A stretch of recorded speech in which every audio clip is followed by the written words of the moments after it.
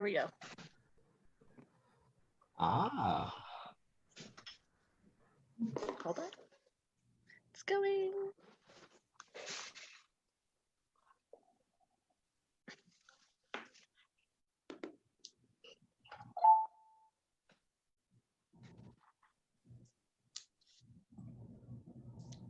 We are now live on Facebook.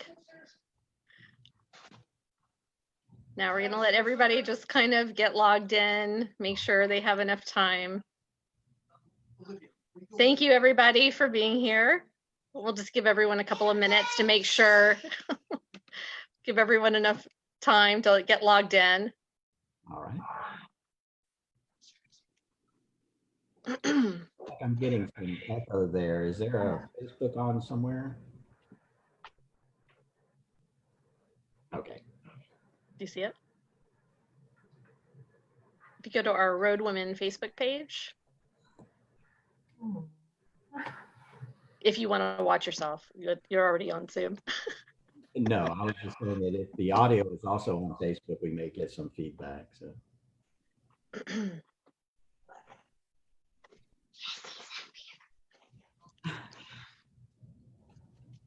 I told you. Okay. I love it.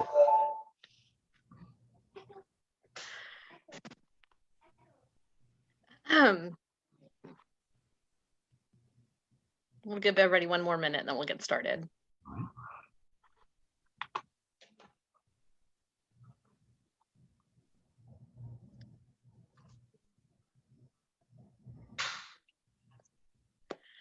All right, well, good evening, everyone. My name is Kat Clemens, and I am the current president for ROADwomen. And I am thanking you for being with us tonight here at this very important forum with our Democratic candidates for the Texas Supreme Court. But before we get started, I wanted to make sure that I said a special thank you to the clubs and organizations and individuals who sponsored these events and helped get this put together. So in alphabetical order, I wanted to give a shout out to the Bay Area Democratic Movement, the Brazoria County Democratic Party, the Diane Trautman, Houston Black American Democrats, Houston GLBT Political Caucus, John Cotter, Pantsuit Republic Houston, the Spring Democratic Club, Texas Democratic Women of Galveston County, and Texas Democratic Women of Harris County. Thank you so much for all of your help, seriously, in putting this together. I also wanted to remind everyone that tonight is just the first of two important events that we are putting together. The second event will also be at 7 p.m. on Thursday, the 23rd, and that will be with our candidates for the Texas Court of Criminal Appeals candidates. So that's a very important race. Currently, all seats are being held by Republicans. So we really hope that you join us and learn more about why that's so important.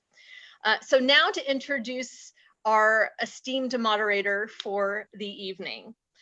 Jerry Simoneaux was elected Judge of Harris County Probate Court #1 in 2019. He is a 1992 graduate of the University of Houston, where he earned 2 concurrent degrees, one in business administration and the other in French. In 2001, he received his JD from South Texas College of Law, where he also taught briefly as an adjunct professor from 2006 to 2007. He was the managing partner of the Simoneaux law firm, which later was the Simoneaux and Watson from 2001 to 2009, and from 2014 to 2018. And during his hiatus, he served as the staff attorney in Probate Court 1 from 2009 to 2010, then went on to join the litigation team at Galligan and Manning from 2011 to 2013. Two of his cases are cited in Johansson's Texas Estates Codes Annotated and O'Connor's Texas Rule of Civil Trials. In addition to working full-time as a probate litigation and appellate attorney, he also served as the associate judge in the Houston Municipal Courts from 2015 through 2018. Judge Simoneaux is an avid sailor and regularly competes in sailing races across the Texas Gulf Coast. And in 2016, when travel to Cuba was relaxed, he and his husband, Christopher Bown, helped organize the first group of U.S. sailors to sail privately owned boats into Havana Harbor since 1958 and competed in a sailing regatta along the Cuban coast. That's an interesting story. You'll have to hear it. Jerry Simoneaux and Christopher Bown will celebrate their 29th wedding anniversary on December 12th. Please help me welcome Judge Simoneaux. Oh my goodness, you have really done your research on me. Thank you so much. I am thrilled to be here and to moderate this panel of extraordinary candidates for the Texas Supreme Court. I would like this to be more about the candidates than me, so I'm going to just go right into introductions. Let's start out in order of the Supreme Court. The candidate for Chief Justice of the Texas Supreme Court is Judge Amy Clark Meachum, and the candidate for place 6 is Kathy Cheng. The candidate for place 7 is Judge Staci Williams. And the candidate for place 8 is Justice Gisela Triana. And why don't we go ahead and start out with you, Judge Meachum. Why don't you introduce yourself to the folks and tell us a little bit about yourself. I don't know, Judge Simoneaux. I kind of want to hang out with you and learn more about that regatta story. That was too good to pass up. My name is Judge Amy Clark Meachum. I'm a 3-term district court judge from Travis County, Texas. I'm a mom. I'm a wife.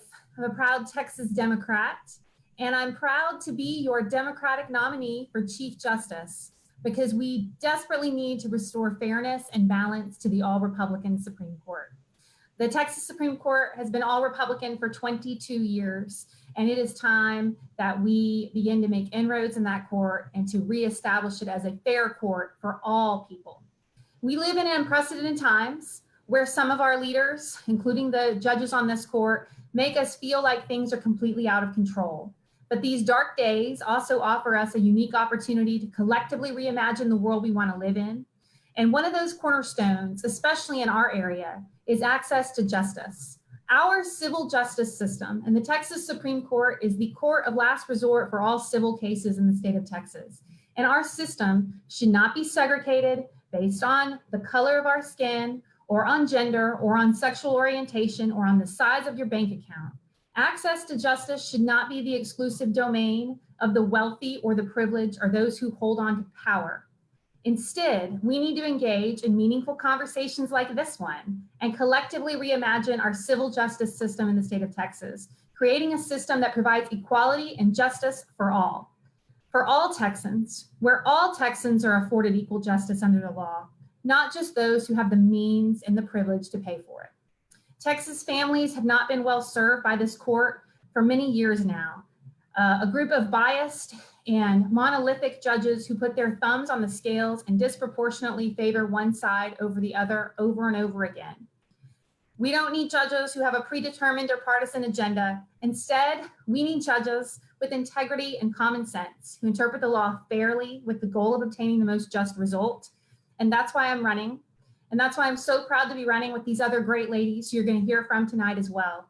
My name is Judge Amy Clark Meachum, and with your help, I will become the first woman in Texas history to ever be elected Chief Justice of the Texas Supreme Court. Thank you so much for the opportunity tonight to have this conversation. I'm excited to get started. And that's a wonderful barrier that's going to be broken. And I noticed, I couldn't help but notice that if all of you are elected, you're going to drastically change the makeup of the court, because right now we have 3 women on the Texas Supreme Court and 6 men. But if you were all to get elected, it would swap. There would be 6 women and only 3 men on the court. And there'll be other barriers broken as well, too. I think we'll have our first Asian American Justice of the Supreme Court. Kathy Cheng, why don't you introduce yourself? Hi, everyone. I want to first thank Kat Clemens and Judge Simoneaux for moderating this tonight, and all the sponsors for making tonight a wonderful event. And also, I want to thank all the folks behind ROADwomen who made this possible. I'm Kathy Cheng, the private practitioner out of the greater Houston area. Some of you may have remembered me. I'm the Democratic candidate who ran in 2018. This is the same position I'm running for in 2020, Texas Supreme Court place 6. Unlike my colleagues who's running on the Supreme Court side, my term is only going to be for the unexpired term of 4 years, because my opponent, who's currently on the Texas Supreme Court, was fired by Texans in 2018, fired, then got promoted to the Supreme Court position. I don't know about you folks. I don't know many folks who get fired and they get promoted to a higher position. So not only do we have a lack of diversity with 9 Republicans on the Texas Supreme Court, we need to make sure we have Democrats, qualified Democrats in the office, so that we make sure that the law has a just and fair outcome for all Texans. Because as we know, the law isn't always black or white. There are areas of greatness, and we must have diversity of individuals with different set of lenses to view the law, because these laws, when their orders are coming down for it, it impacts not only the parties, but all Texans. So folks, for the first time in history, we can make a very historical moment, which is gaining 4 seats on the Texas Supreme Court and electing 4 women from the Democratic Party, to make sure that we finally have some type of say-so on the Supreme Court. As we all know, there are many folks who are very gung-ho about the legislative races, winning the House majority, winning the congressional, winning the White House. But in reality, when we calm down and sit back and think about it, everything goes to the courthouse. As we've seen recently with the Texas Supreme Court ruling about the COVID voting by mail, everything, irrespective of what we're talking about, even if we gain the majority, folks, the judicial branch is equally important, sometimes even more so, because of what has happened. So folks, let's start doing what we should have done a long time ago, that the Republicans have done, which is to pay so much attention on the court with respect to the Supreme Court, the Court of Appeals, and also the judicial district courts from top to bottom. Remember, the judicial branch is one of the 3 branches of the government. Let's not forget them. And in November, we can make history by winning those 4 seats. I'm Kathy Cheng. Cheng for change, Cheng for change, Cheng for change. Thank you. Thank you, Ms. Cheng. And running for place 7 is Judge Staci Williams. And if elected, Judge Williams, you, I believe, will be the first African-American woman elected to our Texas Supreme Court. Is that correct? You're absolutely right. In the 174-year history of the Texas Supreme Court, there's never been an African-American female, and I'm proud to be the Democratic nominee for the Texas Supreme Court, place 7. Currently, I'm in my 2nd term as the presiding judge of the 101st Civil District Court for Dallas County, where I hear primarily civil cases, for example, real estate, oil and gas, personal injury, medical malpractice, and lots of suits between businesses. And I believe that experience will aid me well on the Texas Supreme Court. My background includes, I've served as a municipal court judge for the city of Dallas. I've also been an arbitrator for DART, which is our regional transportation system, the Federal Mediation Conciliation Service, which adjudicates disputes between employees and management. I've also been an arbitrator for the I'm sorry, I just got confused, or I got kind of nervous, the Washington Metropolitan Airport Board. And I tell you all this to let you know that I have the depth and breadth of experience, so that when we get to the Texas Supreme Court, we're ready on day 1 to address those issues. I'm a graduate of the Georgetown University Law Center in Washington, D.C., Smith College, where I majored in economics, and I did a special studies at Yale University for the summer, and I'm a graduate of the Hockaday School here in Dallas. But besides my qualifications and my education, I'm dedicated to our community. I created a program called the Citizen Civil Academy, which is a free nonpartisan program to educate citizens about the civil court process. A lot of times when you look on television, all we hear about criminal courts and judges who send people to jail. I don't send people to jail. So I started this program in the fall of 2015, and we've taken it all over Dallas County. We've educated students as young as 7 and as seasoned as 92. And we now have a Zoom version that we took to Smith County about a couple of weeks ago. So I'm excited that if I get a chance to get on the Texas Supreme Court, we're going to take the Citizen Civil Academy statewide. So that's Judge Staci with an I Williams for the Texas Supreme Court. Thank you. Thank you, Judge Williams. And finally, for place 8 is Justice Gisela Triana. Now, you've been a district court judge for quite a while, and now you've recently been elected to the 3rd District Court of Appeals. Oh, if we could get you to unmute there. I guess that would help. Sorry about that, guys. Thank you very much, Judge. Yes, I am currently, my name is Gisela Triana. I'm a justice on the 3rd Court of Appeals. That court is seated in Travis County. It has 24 counties in Central Texas. And before that, I was a district court judge for 14 years. Before that, I was a county court at law judge for 4 years. Before that, I was a justice of the peace. And before that, I was a municipal court judge. And the reason I say that is, Judge Simoneaux, is if I get elected, I'll be the first person, the only person who's ever actually served on the Supreme Court that has served on every trial level and the appellate level as well. And I think this is very important. You have heard from my 3 esteemed colleagues, and I'm very honored to be running on the ticket with them. You know, very qualified women, very experienced women. What we bring to the ticket is unbelievable. I'd like to start off by telling you a little bit about my background. You were talking about going to Cuba, or I guess Kat was talking about you going to Cuba. My parents came to this country in 1962. They were fleeing Castro, they were fleeing communism, and they came at 18. Their family, my great-grandfather, who was a farmer, had lost his land.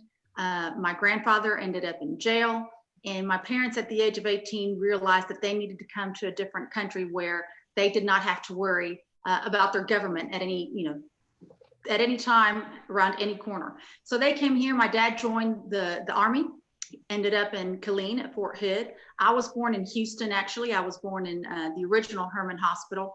1966, a long time ago. And I grew up at home hearing these horrible stories about what happened in Cuba to them. And at the same time going to public school here, learning about this wonderful legal and justice system that we have, where I learned from a very young age that the government could not take away your life, your liberty, your property, or your ability to pursue your happiness without due process of the law. And since I was a little girl, I knew that I wanted to be a lawyer. I was fortunate to graduate from UT Law School at the age of 22, became a prosecutor, had my own firm, and then decided I wanted to join the ranks of the judges, and have been able to do that. I am very disappointed for the last several years. You have seen what's been happening with our judiciary.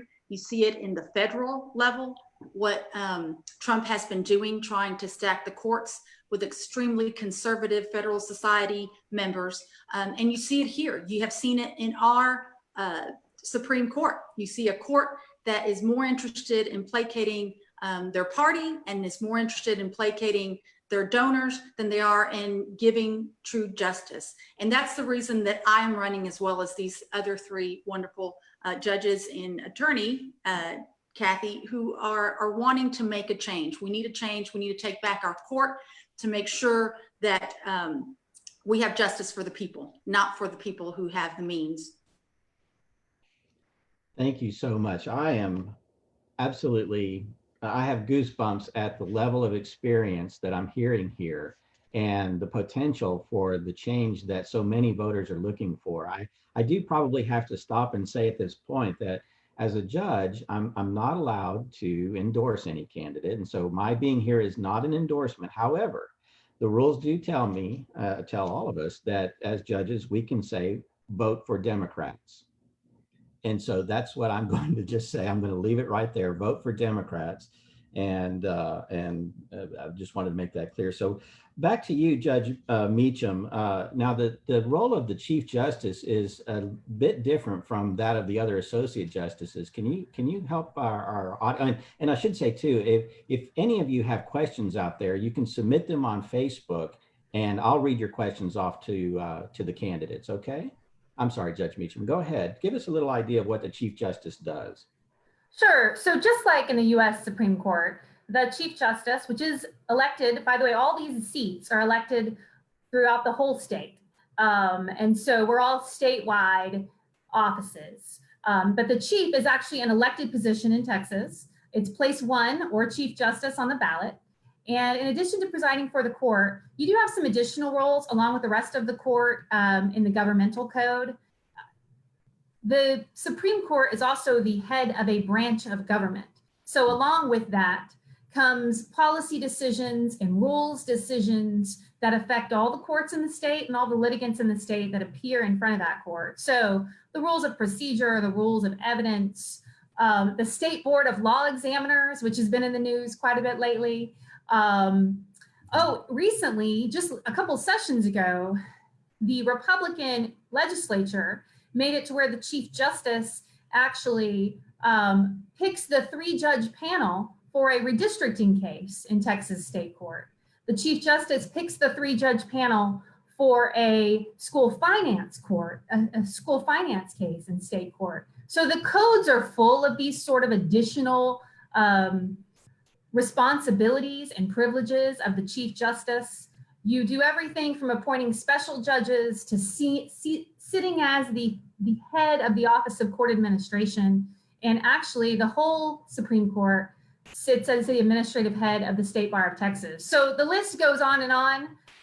Maybe I'm losing some of the people watching with this minutia of the government code and the state Supreme Court, but it obviously is a very important position with a lot of responsibility, and there is a lot to it in addition to just presiding over the court itself, which in and of itself is an awesome responsibility. And I'm so excited about having the opportunity to take this message to voters this fall and to provide a change on a court that has been pretty monolithic for the last 30 years. Yeah. I have a question here from someone, and it probably, since Judge Meachum, you potentially will be our Chief Justice, it may be better, more for you to answer. The question is, there's an overwhelming belief amongst people of color that the courts are inherently unfair to them and cannot be trusted. What would you do to change that belief as Chief Justice? Well, I'm going to let my esteemed running mates also answer this because I think it's an important question. Everybody. But from the jump, the very first thing I would do when I was elected in November, is I deliver the State of the Judiciary speech for the entire state to the legislature in the first week of session. And automatically with that speech, we can set an agenda that makes courts a place that at least is going to take up issues that have been affecting people of color for so long. One of the things, I sent an email a few weeks ago, one of the ideas I have from the jump, first off, we need to make sure that it's clear for the State Bar and for the Supreme Court of Texas to recognize that Black Lives Matter. And we can do things, not just for people in that community, but people in all communities of color as a court that sets the tone. And some of the things that we can do, first off, we can change the oath, by the way. We should change the oath to say that we all, as lawyers and judges, take an oath to equal justice under the law. That's not in our oath right now, and we can do that. And that's a pretty powerful thing to say, and it's important. Some additional things we should be doing right now in the state is we should have hotlines through the State Bar of Texas that people can call to answer questions about protesting, to answer questions about COVID. There are about evictions, about things that are happening to people of color in the state that are disproportionately affecting them. And so I think in the role as Chief Justice, but the court in general needs to be leaders on this issue. And I'm happy to hear what my fellow candidates have to say on this as well. All right. Who would like to chime in? If I can say, you know, there's a lot to be said. As judges, we are not representative of the body. You know, people think like, oh, you're going to represent, you know, us. No, we are there to enforce the law. But I think one of the things, and I saw it, you know, my 24 years, 23 years on the trial court, is when people come before the court, seeing people that look like them, not representing them, but that look like them, gives legitimacy to the process. So, you know, you come to a court and you have a majority minority number of people who are of color, and all they see are Anglos. That does not feel welcoming. That does not feel like they're represented. That does not feel like anybody's going to be listening to them. So I think that it's extremely important for our courts to look like us. And so to answer your question, Judge, you know, you're right. People don't think that necessarily they're going to get any justice in court, and we need to change that. It's like the Texas Supreme Court also has appointive authority for various committees, and it's really important that those committees look like the state of Texas. For example, there's something called the Supreme Court Advisory Committee. It's made up of 46 individuals. And while all of those are, you know, brilliant attorneys, I think there are some attorneys of color or people from various communities who should be sitting on those committees giving input. Also, I call these developmental assignments. From time to time, the Texas Supreme Court will appoint, for example, a district court judge to serve as a master over a particular issue, or even in attorney disciplinary actions. The Supreme Court needs to make sure that when you are spreading out these, I call them developmental assignments, let's make sure that everyone is getting access to it, and not just those individuals who they're helping their career.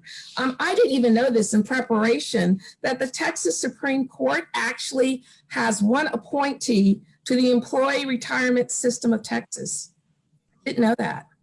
I didn't either. Texas Supreme Court has the authority to appoint one director to the State Bar of Texas. Well, we need to hold that person accountable. There's some serious issues going on now with the State Bar of Texas, and that director needs to be held accountable, not only to the Supreme Court, but to all folks. So it's about equal opportunity and getting input of all communities in the state of Texas in the judicial system.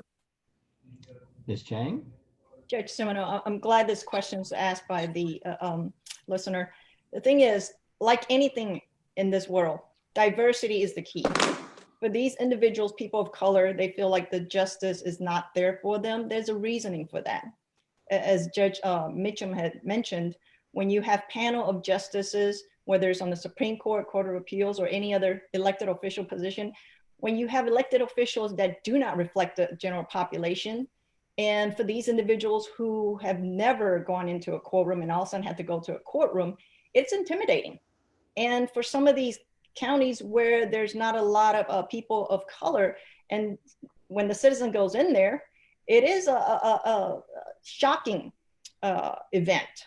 For myself, going to certain counties where there are not a lot of Asian American attorneys, and to walk into a courtroom full of attorneys and automatically someone says to you, as the bailiff or one of the courtroom staff says, "You must be attorney Kathy Cheng." As I look around the courtroom going, gosh, of all these attorneys, how is it that I've never met you, you've never met me, but you know who I am?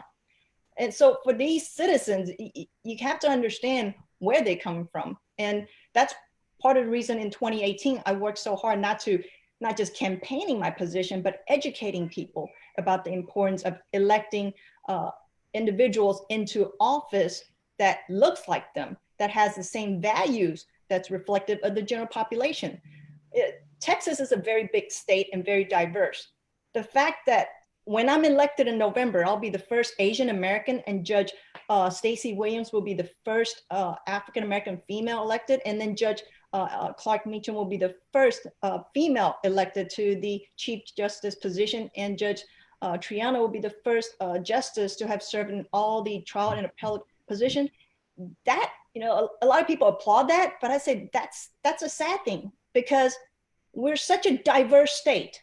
We have come so long in life as women, and yet 2020 is the first time we're making history in so many different aspects, folks.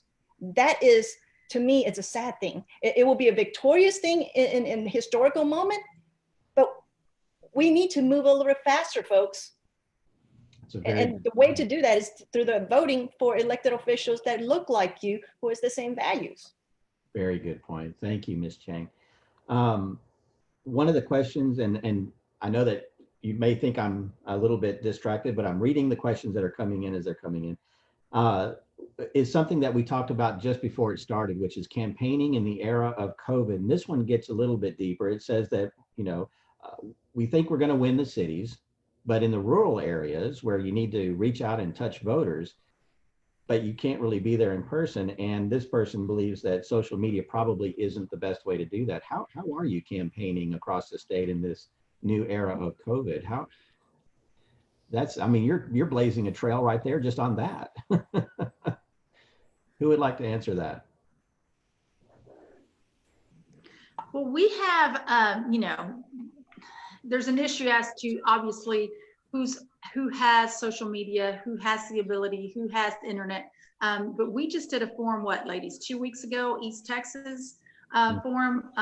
So everybody is going to Zoom right now. And I honestly don't see that changing very much between now and November. We would love to be there in person with y'all. I just, was on a Zoom call yesterday in Webb County with the Webb County Democrats. So I think that is what we have now. We are with digital media. I think I'm going to go ahead and toot, TDP's, the Democratic Party's horn, because they have done an amazing job, unlike the Republicans, to be able to come into the 21st century into, electronic IT. And I would argue that more people can actually see us now than otherwise, because now anybody can join in this meeting right now, as opposed to if we were downtown in Houston, that wouldn't be, the possibility. So it is a totally different campaigning. We're not going door to door, but at the same time, I think through, platforms, social platforms, we are able to reach a lot of people, even in rural areas. All right, would anybody else like to chime in on that? I do agree with Justice Triana that it is going more towards the Zooming from this point forward. But I also like to address that in certain counties, rural counties especially, we have internet issues, which means that as statewide, we still have to reach out there. So for example, TDW of Galveston, Heidi Gordon had done a terrific job, and the members and the sponsors there a couple of weeks ago had done a outdoor event where the chairs were all placed 6 feet apart. The microphones were set up to where the speakers didn't have to touch any of the devices. So it was a very well planned out event.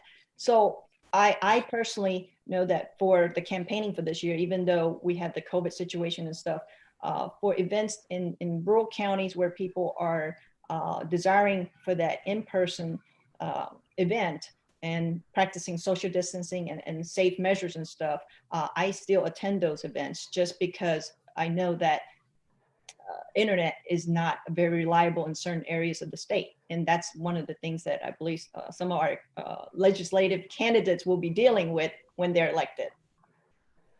All right.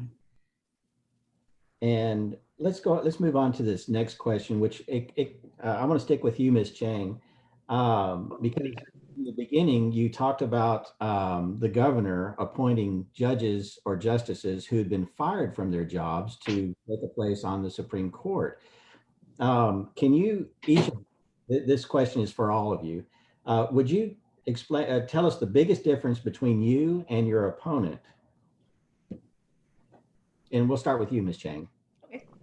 Well, for one thing, I have a wealth of experience, not just legal experience, but life experience. And as I've stated previously, unless you have a different experience that gives you additional set of lenses, there's always that tunnel vision of looking at things.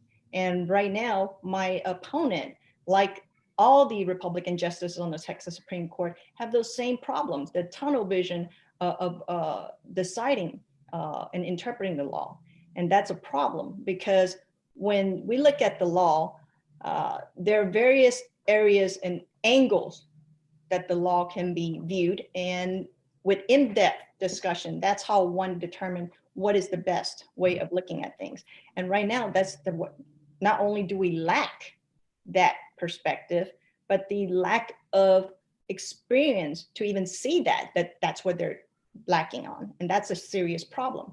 And that also contributes to part of the problems where when citizens go into, let's say, trial court or any of these type of courts, whether counties or the judicial level, it's daunting for them because they see that these elected officials lack that experience, life experience to understand, which has led to this problem of systemic racism with the Black Lives Matter movement, because this is something that the majority has not had the opportunity to see or experience to understand that.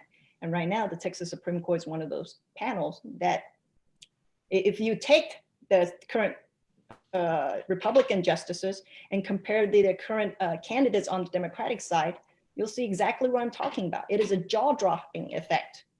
Majority, there's no color whatsoever when you put those side by side. We are so diverse on the Supreme Court for the Democratic side. Right. And that's what's going to be the turning point for all Texans. Thank you, Ms. Cheng. And Judge Meachum, I saw you reaching there. Were you wanting to answer next?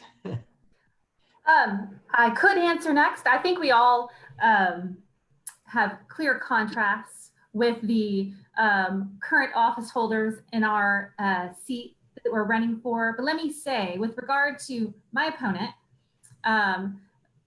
the main difference between me and my opponent, who is a 32-year incumbent, is I can serve out my term and he cannot.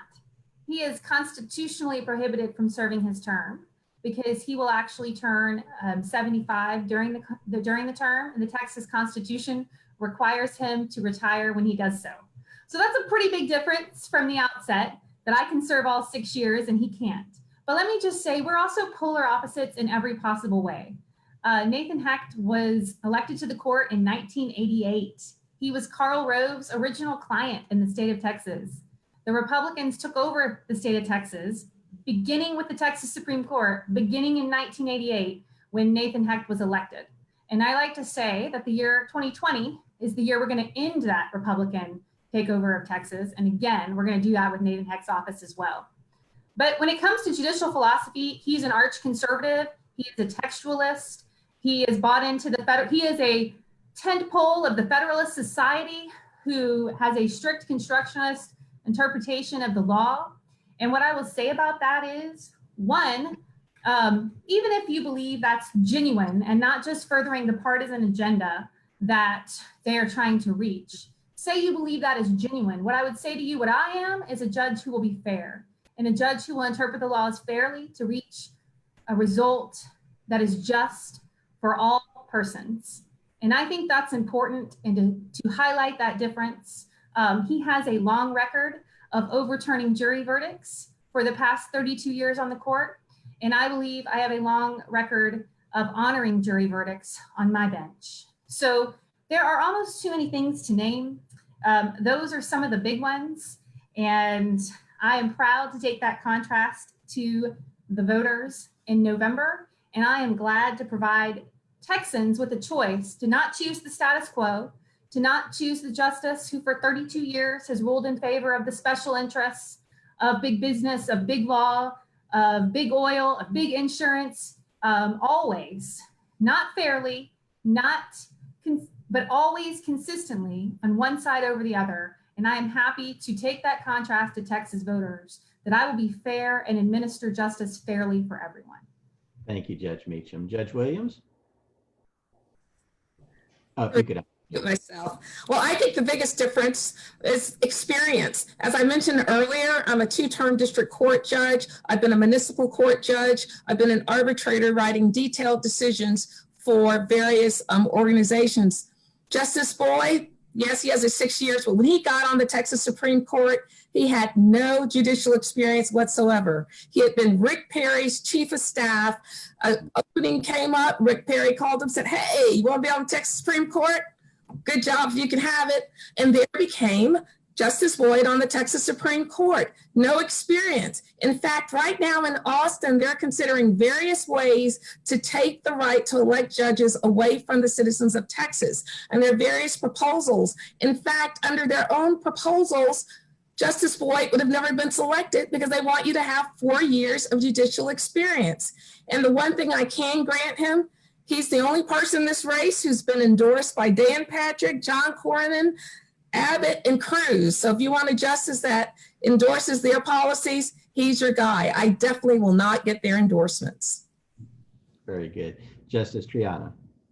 Well, you know, just like all of these ladies have said, there's so many differences between us and our opponents, philosophical and otherwise. You know, you can look at between my opponent and myself, our trajectory.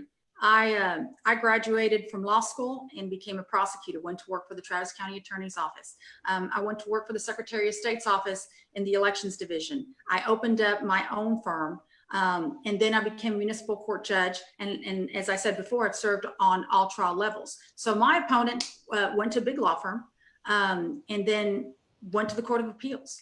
I have, you know, most of my adult legal career has been in public service. He also lost. The citizens of Harris County and 9 other counties unelected him in 2018. Just like with, you know, Kathy's opponent. And then Governor Abbott decided that, oh, you know, we're going to fail up is what we call it. You got deselected. Let me go ahead and appoint you to a higher bench to see if maybe that will do the trick.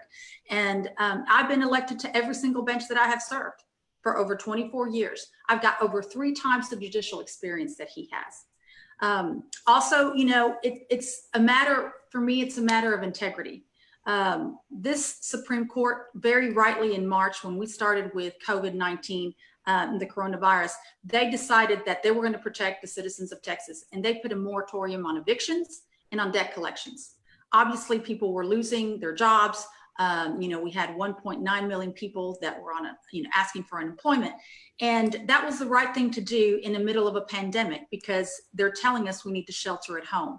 So that was great, except then in May, when the governor decided we needed to open up, the Supreme Court decided that it was time to go ahead and stop the prohibition on evictions and on debt collecting. This is in the middle of May, they decided this.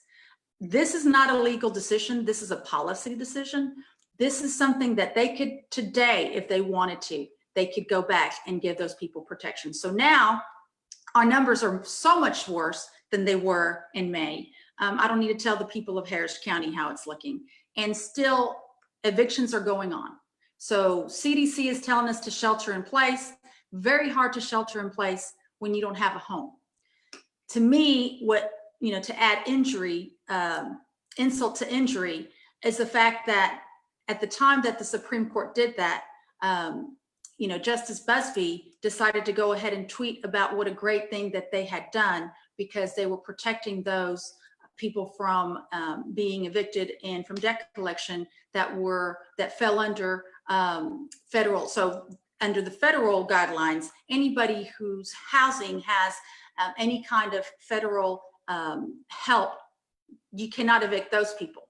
But that's a federal decision, not a state decision. And yet he went ahead and tweeted like they were taking care of the people in Texas by protecting people that were already being protected by the federal rules. And so I think that's dishonest. I think that's disingenuous. I think it's, you know, when you're throwing people out of their houses, don't try to take credit for, you know, something that you haven't even done, which is to protect those that were paying for their homes with federal funding. So I think, you know, we go back to what it looks like. I was the first, actually, I'm the first Hispanic to ever serve on the Third Court of Appeals, which to me was unbelievable. Once again, like Kathy said, in, you know, the year 2018 in Travis County, which is a bastion of progressiveness and liberalism, that we would still have to, you know, make first. We still haven't had on the Third Court an African-American that has served. And so these are all differences that I bring if elected.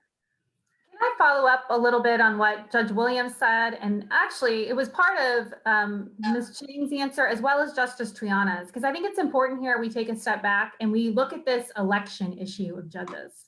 They've brought it up and why it's important and what it is that this current court and the current Republican power structure is attempting to do in the state of Texas.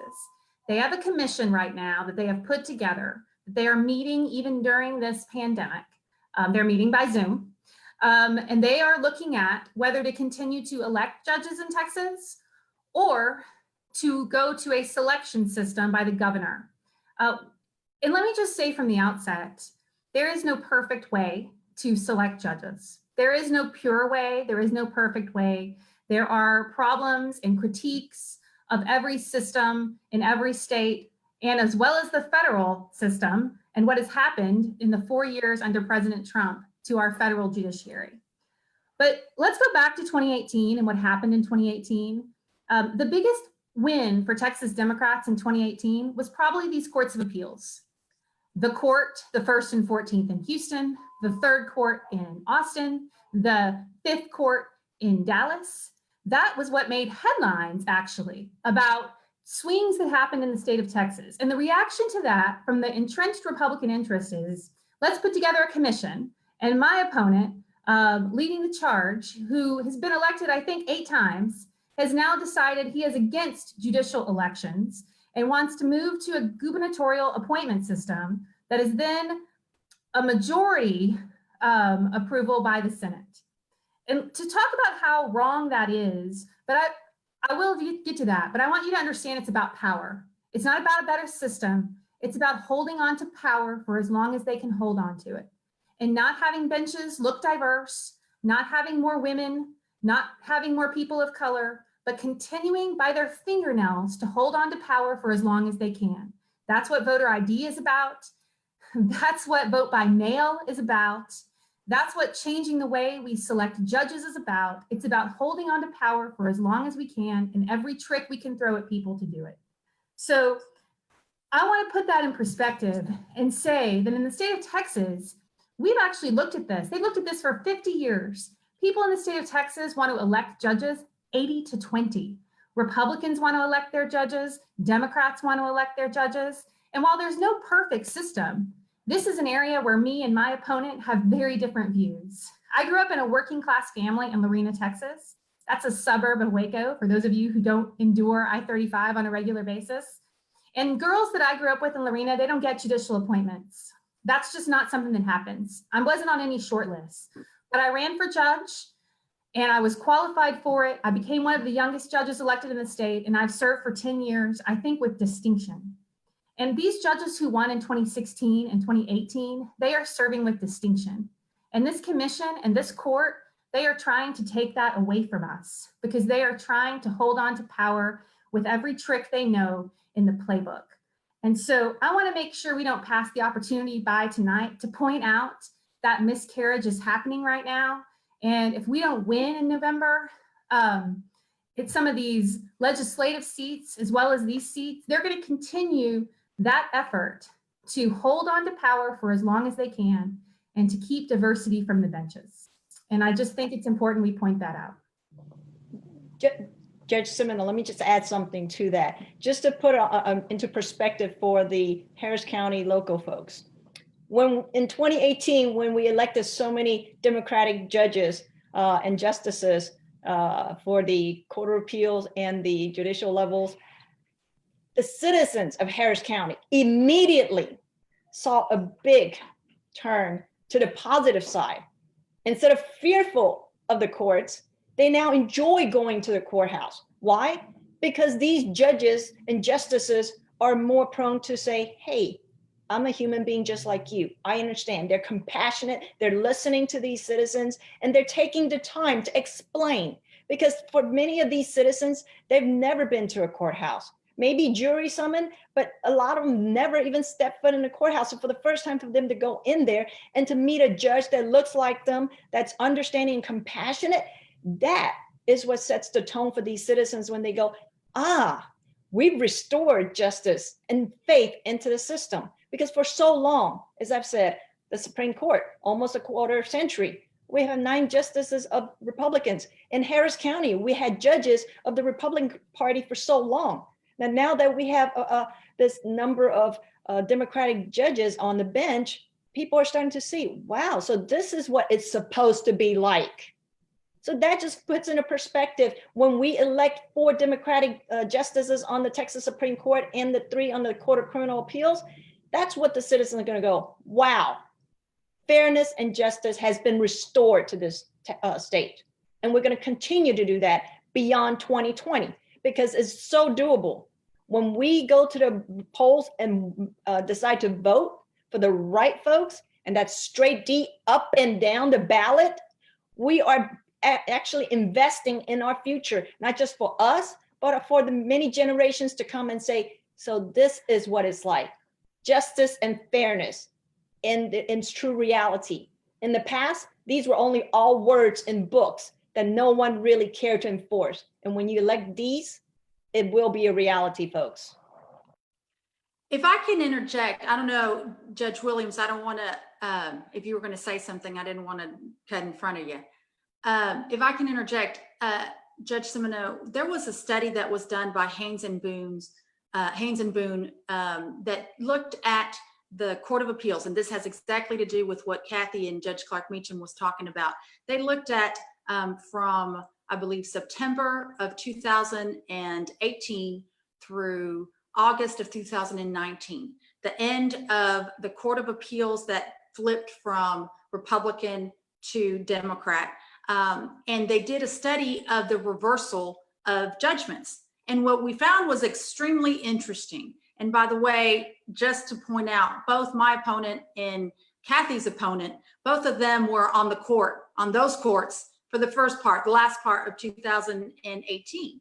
And what they found was that when the courts were Republican, they were more apt, they looked at the reversal rate of, were they reversing more plaintiffs' judgments versus defense judgments. And the numbers were dramatically different. So the Republican courts were reversing plaintiffs at a rate of 39% versus defendants' verdicts at a rate of 5%.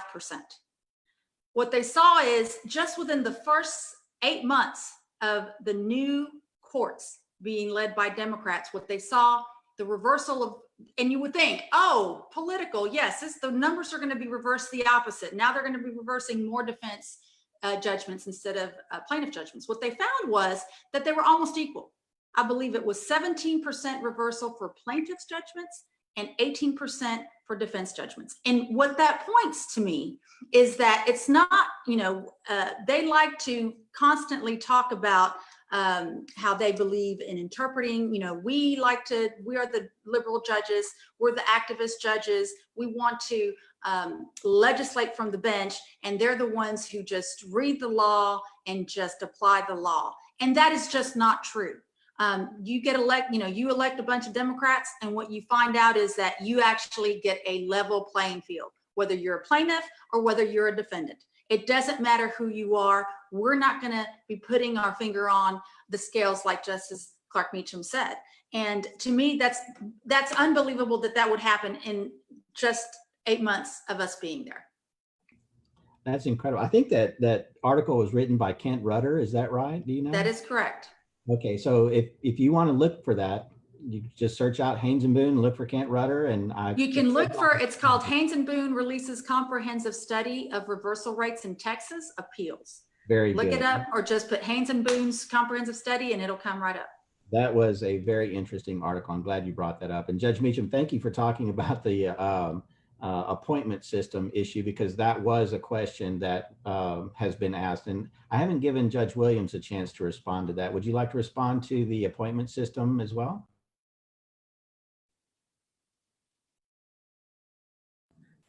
I think it's been pretty much covered by my colleagues. I just like to note, since the 1870s, Texans have elected their judges, and there's no reason for us to stop. And I think that these statistics show that Texans want to elect their judges. We want judges who are fair and balanced, and that's what the 4 of us bring. All right, thank you. And there are several questions that are on a similar topic, and I'm going to try to just distill them. but they all have to do with the Black community in particular, and what will you do to make sure that your staff, the people that you work with, reflect your community? And someone has asked also, what is your experience in working with the Black community? You want to start, Judge Meachum, since you're going for Chief Justice? Sure. I think there's a few things we can do. One, my current staff is very diverse. I don't currently have a African-American working with me, but I did for the first 5 years I was on the bench. My current staff is 3 Hispanic women and 1 white one, actually 2 Hispanic women and 1 white woman and 1 woman of Asian American descent. And so I'm proud of that diversity, and I've kept that for the time on the bench that I have served. I've tried to be very active with our community here in Austin, with the Black Austin Democrats, and worked with them through the years. I think we do need to take this on, though. This is an issue at the Texas Supreme Court.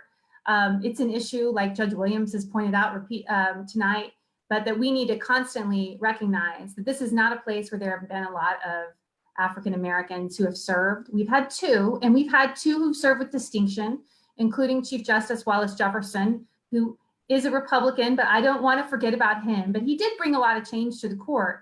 But there aren't a lot of African American clerks at the court or on many of the courts of appeals. And so I do think we need to make a concerted effort, especially with staff attorneys and briefing attorneys, which is not something we have at the district court. I have 1 staff attorney, but we don't have briefing attorneys, but you do have that at the appellate court levels. And we need to reach out to the bar associations. I know there's a great bar association in Houston, as well as the statewide association, to make sure that we have had plenty of applicants of all people of color, and make sure that the staff is diverse. And again, I think as chief, we can set the tone for that. And since those are positions that come in and out, depending on the court, we can set a tone where we make sure in the applicant pool are lawyers of color. Thank you. Judge Williams? Well, if you didn't notice, I am African American. So I live it every day. So just quickly at the district court level, I only have 3 staff members. 2 are African American, 1's a white female.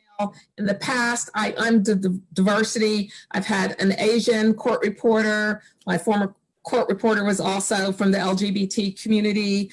I've had a Hispanic bailiff. So we are the United Nations in the 101st. But I think once I get to the Texas Supreme Court, I'm not sure how many positions I can actually hire for, but where I can direct influence is in the appointments. As I mentioned earlier, the Texas Supreme Court appoints so many individuals to various commissions that have an effect on Texas society.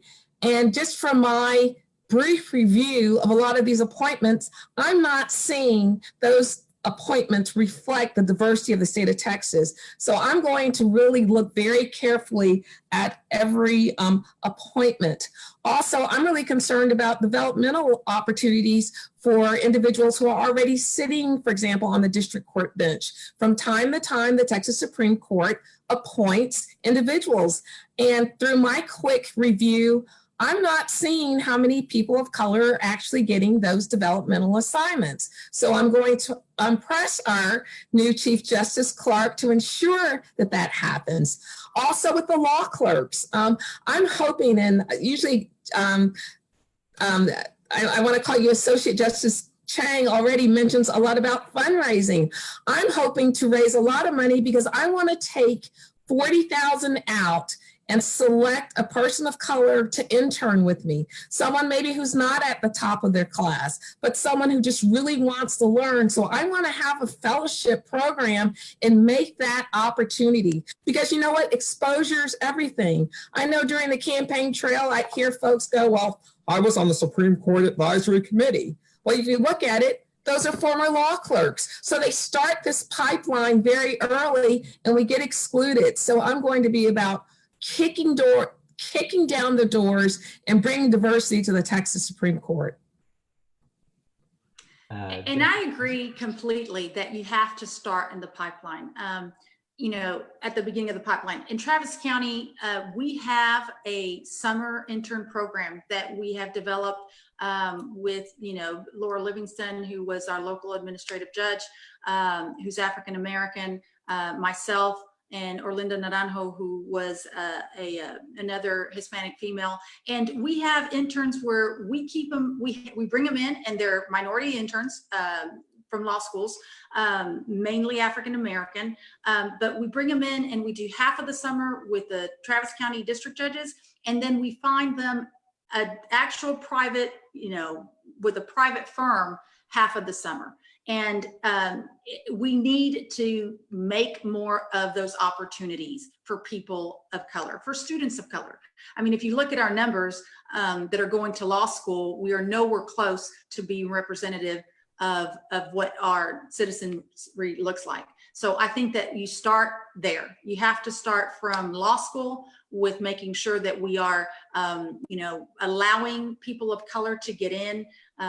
We can sit here and talk about the bar and the rates of passages of the bar of, Anglo versus minorities.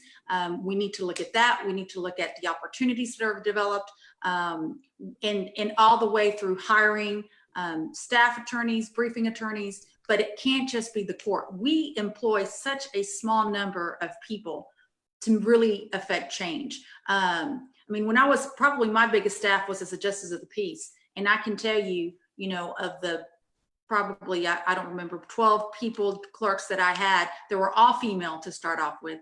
And they were mainly Hispanic and African-American.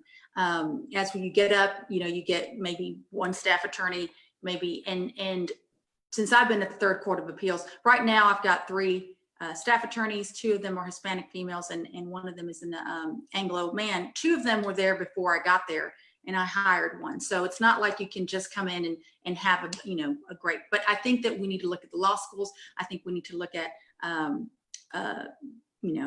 in Austin, I don't know if y'all do this in Harris County, but in Travis County, the Hispanic Bar Association and the Black Lawyers Association, which I'm a member of both of those, every year we'll do a grading. We do a grade card for all the big firms, and we call them on the carpet. How many people of color, do you have as associates? How many partners of colors do you have as associates? And every year, there's a little press conference, and they'll be really quick to give out Fs if they don't see any improvement. So I think that as this is something that we need to take on, that we cannot be, playing defense is no longer an option, and we need to make sure that we get out in front of it. Thank you. Ms. Cheng? Well, Judge Simoneaux, I've been a true believer and advocate about diversity with true inclusion. Just for example, on my campaign trail, I've hired the first Latina campaign director for a statewide position. And by the way, Dr. Jennifer Cantu, who's my campaign director, just recently won her race in the primary in Fort Bend for the County Commissioner Precinct 1. So congratulations, as well as to all the candidates who made it through the primary runoff. I've also hired African-American individuals for the community outreach. I also have an Asian American campaign treasurer. Besides the ethnic diversity on my campaign, I also have age diversity because I don't believe that it should only be of certain age groups. If we're going to close that gap between our generation and the younger voting generation, we need to give the younger generation an opportunity, which is why on a regular basis as a private practitioner, I work with the younger generation, high school kids, even graduate students or college kids who are thinking about going to law or may not even have any desire to go into law, but kind of contemplating. So I work with the current judges and stuff in Harris County to ask them if back then before the COVID situation, whether they would like to sit in and observe, which all the Democratic judges on the Harris County benches have been very gracious with respect to that. And so that's something that I plan to take with me when I'm elected as the Justice of the Texas Supreme Court Place 6. Again, like Judge Williams says, depends on what it is and the extent of the staff that we can work with. Diversity is definitely at the top of my team with respect to what I'm going to do when I go to the Supreme Court, because like anything else, diversity is the key. All right, thank you. And we have just a few minutes left. And so we're going to kind of do a quick question to all of you. If you're all elected, you're still going to be, as Democrats, in the minority. There will still be more Republicans than Democrats, more potentially conservatives than progressives. So the question is, do you consider writing, now this is the Haynes and Boone study aside, but do you consider writing a dissenting opinion important when you disagree with the majority? Yes. So having written some of those dissenting opinions, absolutely, there is a reason to write a dissenting opinion. It is to allow generations that are coming in front of you, or maybe just, you know, lawyers that are going to be arguing these 2 years from now, to give them a map, a roadmap of what is important. I will also say to those people that say, well, what are you going to do with 4? It takes 4 justices to grant review. So just quick, how the court works. The Supreme Court does not take every appeal that is filed.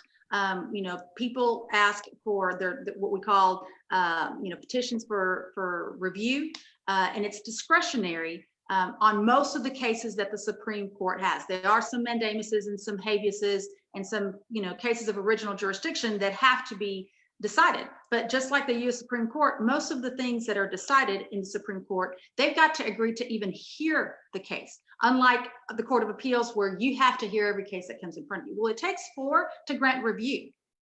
That's 4 right there. You know, there's just so many times they can tell us no. We just keep on with 4 of us. If we just keep on granting reviews, sooner or later something's bound to fall. And one of the things I have found also is people change when you're doing, one of my biggest learning curves when getting on from the trial court to the Court of Appeals was, you know, as a trial judge, you make your decision. You don't have to be asking anybody. You know, look at the law, you make your decision, and you get your paper graded. Well, when you're sitting in a panel of 3 or of 9, there's a lot of maybe compromise. You look to find how you can determine issues where everybody can agree or majority can agree. And the fact that we would have 4 people on there that would actually, you know, bring, and that doesn't mean that the 4 of us are going to agree on every single issue, because invariably we're not. I can tell you right now on the 3rd court, you know, there's plenty of cases where, you know, 2 Democrats will be on separate sides, but at least it gets your foot in the door and it gets you a seat at the table. All right. And Ms. Cheng, you want to respond? Well, yes, I kind of analogize writing a dissenting opinion to the current situation, what's going on with the systemic racism. If we don't talk about it, and as Justice Triana says, just because we're all Democrats, the 4 of us, we're not going to agree on everything, okay? We're not going to be the current Republicans where they're wanting to do everything exactly for the party just because of their appointments and so forth. We are very strong, intelligent, independent women with different backgrounds, with different attitudes, with different mentalities. So folks, when you vote us all in, don't expect us to agree on everything. Okay, there'll be times where we may agree on things and there'll be times we disagree on things, and that's okay, because that's what it's supposed to be about. It's not about the party, but about making sure we have just and fair outcomes. So I think from this whole event tonight, and I apologize if we didn't get to answer a lot of the questions out there, but essentially what it boils down to is that even we're in the minority right now, 4 to 5, at the end of August, one of the Republican justices will be retiring, which means there's an open seat up. Of course, Governor Abbott is going to get that call and say, hey, I need an appointment. I need an upgrade to my current position. That's going to happen. But it's going to be the same situations like mine, where at the next general election, that unexpired term will be an election. So that seat, along with the other justices who's up for re-election at that point, gives us as Democrats another opportunity to finally flip that balance. And folks, if you were paying attention tonight, we're not afraid. 4 against 5, we started off this 0 against 9. Look where we've come. We have 4 Democratic women running. A few years ago, we didn't have anybody running because we were so afraid. Well, this year, you got 4 powerful, intellectually and exciting women running for this position. So there's no reason why you should be fearful of us being in a minority. Minority is just, it's a name, and we can do so much that we could change and alter that minority to a majority with just our votes, folks. So please remember, don't just go out and vote. Text, phone bank, call, email, let everybody you know across the state of Texas to vote, and vote straight D's. Thank you. And Judge Meachum, looked like you had you wanted to chime in. Well, I don't want to assume we're going to be the dissent. What we've seen in a 5-4 U.S. Supreme Court is sometimes even arch conservatives like Neil Gorsuch surprise you. You need one. Sometimes that one on the U.S. Supreme Court has been Chief Justice John Roberts. And what I want to say is about that, yes, I think dissents are important, but I don't want to concede that we're going to be in the dissent, because let's make Texas a purple state. Let's make it a blue state. And let's see what the current justices start to do when they're more worried about a general election than a primary election. And I think then it becomes very possible that in just doing the math, if us 4 ladies agree on something strongly, we just need to go find one. So that is the math. And sometimes, as the US Supreme Court has shown us, people surprise you. And Judge Williams? I concur with my colleagues. Well said. All right, so we've come to the end of our time. I'm going to ask you in reverse order of the way that I introduced you to give just a 2-minute closing remarks, if you like. And for those folks who are asking questions on the ROADwomen Facebook page, I'll ask the candidates, if you can, in the next day or two, if you could go back and review those questions and perhaps just type in an answer, because we had a lot of questions we couldn't get to. So in reverse order, Justice Triana, closing remarks. First of all, I want to go ahead and thank Kat and Judge Simoneaux and the ROADwomen and every other organization that has sponsored this and asked us to come speak to you. This is obviously something that we're all passionate about. This is something that we think that is very doable, and are looking forward to serving on the Supreme Court as Democrats. So thank you so much for putting this together. I am so honored to run with these 3 wonderfully qualified and experienced ladies. I couldn't have picked better people to run with, and I'm glad that I'm part of this team. We need to remember, and I'm going to say, we've been talking about judicial issues because they tend to be not as sexy as our congressional issues and our, House issues. Everybody can get behind redistricting. Everybody can get, behind healthcare. But it is so important, not only that you vote for us, that you vote all the way down. So we're pretty high up. If you think about it, you're going to have the president, you're going to have the U.S. Senator, your congressperson, Railroad Commission, and then we're right there. But we need to make sure that we do not stop at the top. As you have said, as everybody knows, we do no longer have straight party voting. And so we need to make sure that you go down and you vote for all of the Democrats. It is time for a change. And that goes not only from, not only for, statewide, but all the way to JPs, all the way to your city council. We need to, this is a unified front. Texas is the biggest battle state ground that we have. And we need to make sure that we get out and vote. Make sure you talk to, everybody how important it is. Keep in touch. I know that it's hard. The Republicans have made it harder for us. Their voter suppression, their plan is to make sure that we don't vote, to make us so scared of going to the polling places that we don't vote. And we need to make sure that we take care of ourselves, but that we take our state back. So thank you so much for your time. I'm excited. I'm honored to be your nominee for place 8. And I look forward to, coming down and visiting with you in person whenever we're allowed to do that. Thank you so much. Very good. Thank you so much. Judge Williams? Yes, I'd like to thank all the sponsoring organizations for this wonderful opportunity tonight. And when I was thinking about a closing, I received an email from Vice President Biden this afternoon, and I'm just going to read it because I think it really captures what I'm feeling. And it says, November is about more than just Trump. We need to beat him, to be sure. But as a nation, we must repudiate the values he represents and hold accountable to his Republican enablers who've sat idly by as the president lies, obstructs, and passes the buck. In other words, Democrats have to defeat every politician associated with Donald Trump.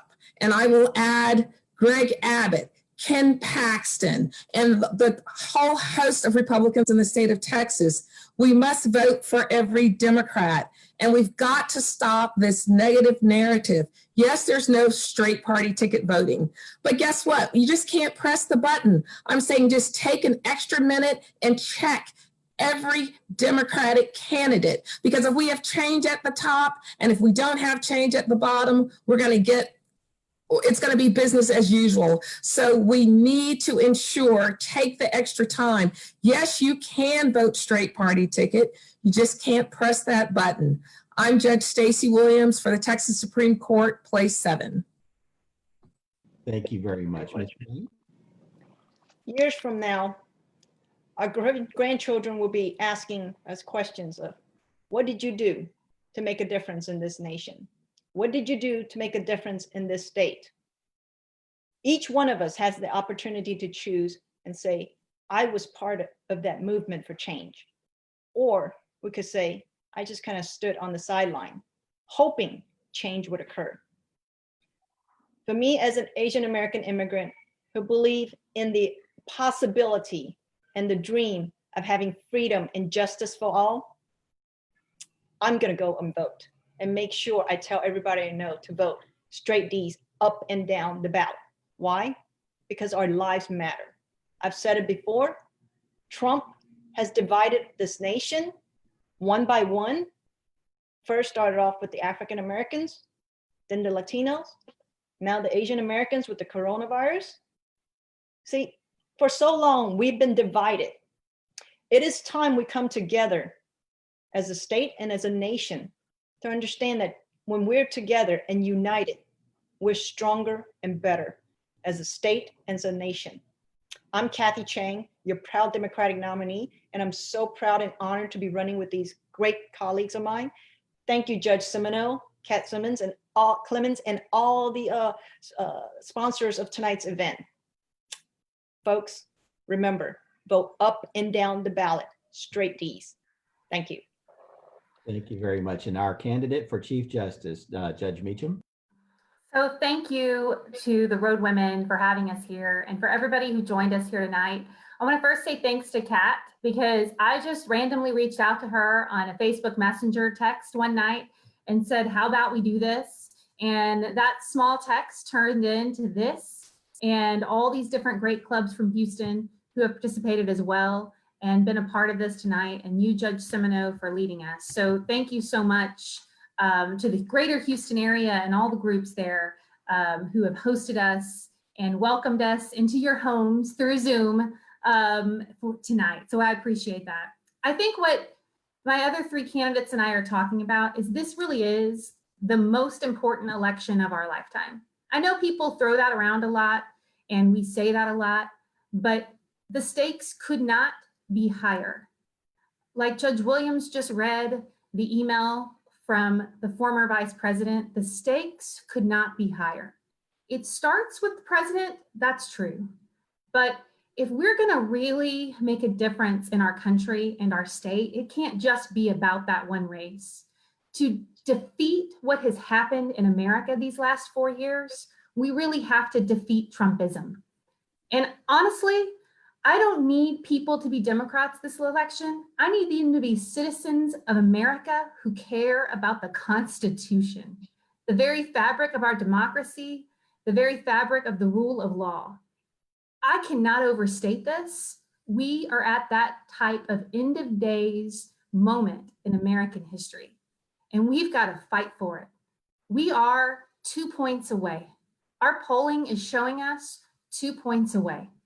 And we need everyone on this call to tell your friends, tell your families, bother your neighbor that you see walking down the street in the morning. We need you to reach out to all of those people and help us, because we need to make sure Texas voters know how important these races are, but Texas voters know democracy itself, the rule of law itself, is at stake.